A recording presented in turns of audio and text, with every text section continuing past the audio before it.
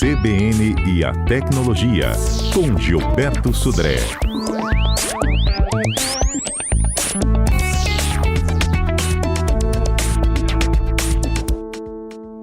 E a gente agora vem com mitos e verdades envolvendo a tecnologia. Bom dia, Gilberto. Bom dia, Fernanda. Bom dia, ouvintes da CBN. Gilberto, vamos começar aqui com o primeiro deles, que deu o que falar nesses últimos dias aí circulando na internet. É verdade que se caiu água no iPhone, por exemplo, usa arroz que ele volta a funcionar? Não, Fernanda, exatamente. Esse foi um mito que por muito tempo perdurou aí na internet, né? Que qualquer aparelho, não só iPhone, qualquer aparelho celular, se caísse na água, você colocava lá no arroz, que o arroz ia absorver a umidade e ia ficar tudo bem. Na verdade, não é assim, isso é um mito. O que você deve fazer, basicamente, é desligar imediatamente o aparelho, secar o aparelho, né, ou seja, da parte externa do aparelho, e deixar ele desligado durante algum tempo para que a umidade interna, se assim entrou alguma água, né, se seque naturalmente, e aí depois você tentar ligar novamente o aparelho. Então essa é um mito que perdurou aí por muito tempo, viu? Tem quem use até hoje, né? Exatamente. Bom, outros mitos que a gente tem visto aí ao longo do tempo, né? Um que também perdurou por muito e muito tempo é aquela história lá que iPhone, Mac, Linux não tem vírus, ou são isentos de vírus. Na verdade, isso também é um mito, né? Há muito tempo isso já não é mais verdade. Existem vírus hoje que foram desenvolvidos especificamente para a plataforma do Mac, para a plataforma do iPhone ou para Linux. É óbvio que essas plataformas eles correm um risco menor do que o Windows ou do Android de coletar ou de ser infectado por um vírus. Mas, mesmo assim, hoje já tem claramente desenvolvidos para essas plataformas. As plataformas elas cresceram muito de uso, o que provavelmente chamou a atenção dos atacantes para essa situação. Então, esse é um mito que já caiu tem algum tempo nessa questão, né, para isso. Né? Uhum.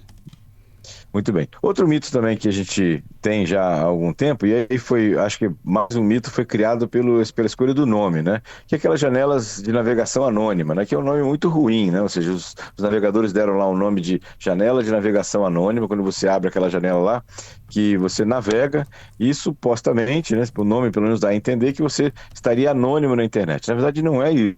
Na verdade, a janela de navegação anônima faz com que, ao você fechar a janela, todo aquele histórico de navegação, cookies e arquivos que você, porventura, tenha transacionado nessa conexão, ele vai ser apagado do seu computador.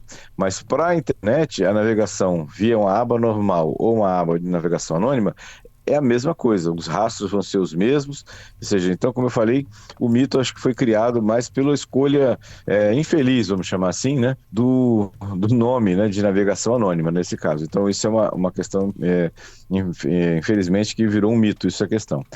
Outro mito também que a gente já ouviu falar, né, que se eu esvaziar a lixeira, eu apaguei o arquivo foi para a lixeira. Aí eu esvaziei a lixeira, apaguei definitivamente, permanentemente o arquivo. Não é também verdade. Na verdade, existem técnicas hoje que mesmo que você apagou o arquivo da lixeira, eu consigo recuperar esses arquivos. Então, essa é um outro mito, né, normal.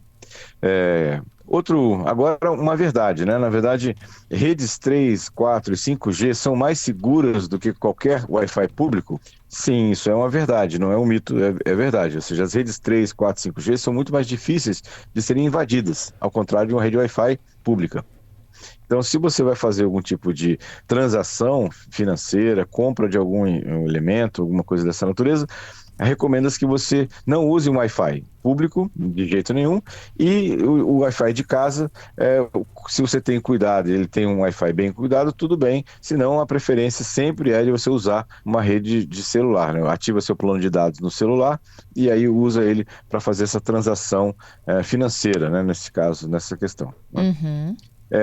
Um outro mito que também perdurou durante algum tempo, né? É aquela que o telefone celular pode provocar uma explosão num posto de gasolina, né? Já foram feitos vários testes, a própria Shell no Reino Unido avaliou esses riscos, né? E definiu que não tem esse risco, né, de explosão no posto de gasolina. Até porque a gente tem que imaginar que aquelas maquininhas de cartão de crédito que a gente usa, né, para fazer o pagamento lá da despesa lá no banco, no posto de gasolina, elas são celulares, né? Ela é uma máquina de POS, né, de ponto de venda, mas elas basicamente são celulares. Então, usam a rede celular para isso também. Então, não é essa questão nesse item, né, para isso, né? Um outro mito também, que até a gente já comentou também no CBN Tecnologia, é que capinhas de celular podem interferir no sinal. As capinhas, né, feitas de silicone e borracha, não interferem no sinal, não causam uma dificuldade maior em um celular receber aquela ligação ou fazer aquela chamada de telefone. Na verdade, algumas capinhas que têm alguma parte metálica, pode ser que aí sim tenha alguma interferência. Mas as capinhas de silicone ou borracha, né, ou até de couro também, né, essas não têm problemas de interferência no ambiente do sinal. E aí, um último mito também que muitas pessoas falam, né, é a questão de carregamento rápido. A gente tem hoje principalmente os celulares mais novos, tem uma opção lá, uma função de carregamento rápido, em que em 1 hora o seu celular é carregado, basicamente, né? Isso não danifica a bateria, isso foi um projeto que foi desenvolvido pelos fabricantes.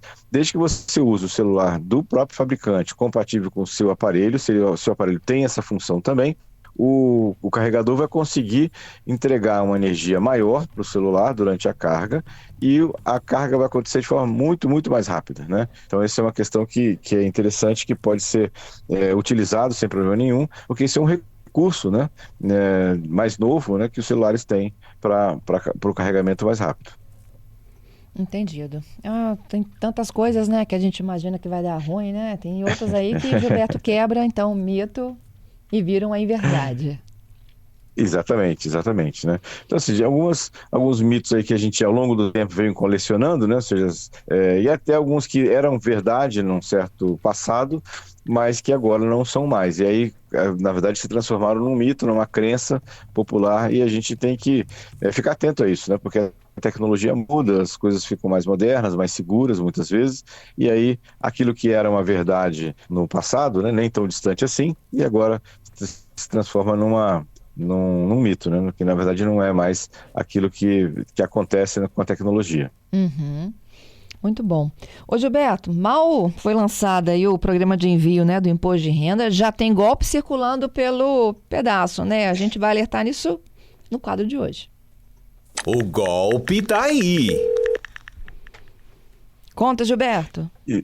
Exatamente, Fernanda. Os golpistas, eles sempre aproveitam de algum tipo de motivo, né, que está em alta no momento, para fazer a parte de aplicar seus golpes. Ou seja, usa algum tema, algum tópico, algum assunto que está exatamente em alta, para fazer a questão de usar para poder enganar ou fazer suas vítimas, nesse caso. Então, no caso do imposto de renda, a gente está agora na época, né, de como fazer, né, de declaração do imposto de renda, os golpistas estão utilizando isso aí para poder fazer aplicar os seus golpes nesse caso. O primeiro tipo de golpe que está bem comum hoje em dia é o golpe em que o golpista, ele cadastra, né, nas lojas oficiais, tanto da Apple quanto do Android, né, um aplicativo que é falso, né? Ou seja, parece o aplicativo da Receita Federal, né, mas é um aplicativo falso, e aí quando a vítima vai baixar o aplicativo da loja oficial, na verdade baixa o aplicativo falso. Então,